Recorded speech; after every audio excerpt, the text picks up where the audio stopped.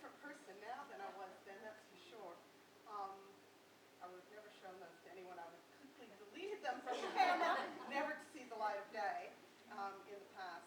But I thought it was worth bringing them for myself to remember, too, that I'm not done yet. I looked it up on the internet the other day because I kept thinking, when I got to 20 kilos, they said, go and pick up 2 10-kilo weights. And I thought, God, no wonder I was tired all the time, you know? And I looked it up on the internet, and the weight I've lost at the moment is equivalent to a 9-year-old boy. Average 9-year-old boy was carrying around on my back. So, That is, well, just one. He's going to let like 2. And if I'm going to stand here for the next 10 minutes holding them, I'll certainly get my workout. and it's no wonder I didn't want to go upstairs or move at all. And I didn't. And I ate everything inside. So I'm not going back there. Anyway. So thinking about the theme tonight about secrets, I just thought, what helped? What made a difference for me? But before I start about that, I just wanted to say that why did I walk through that door the first time? I'd actually been in a few years earlier. No, going ahead with it. I should have done that, but anyway. When I came in, and ever since then, the staff here, as you know, have been so supportive. And they never make you feel like you can't do it, or that you've been bad or naughty or fallen off the wagon or whatever. Even when my weight went up a little bit, as it does. I mean, I dropped like this. I always felt like they made me feel like I could do it, and that it was okay. Just keep doing it. It took a long time for me to figure out how to get the courage to walk through that door, because my biggest fear was failure. I was terrified that I would fail. And in the past, when I've tried to lose weight, I was successful a long time ago with another program before Julie. But I think the thing that I finally got to was the idea that I'm worthy, and you are too. Just because you're you, because you have a right to that body. And I've been listening to recently been listening to a book, an audio book called The Happiness Advantage by Sean Acorn.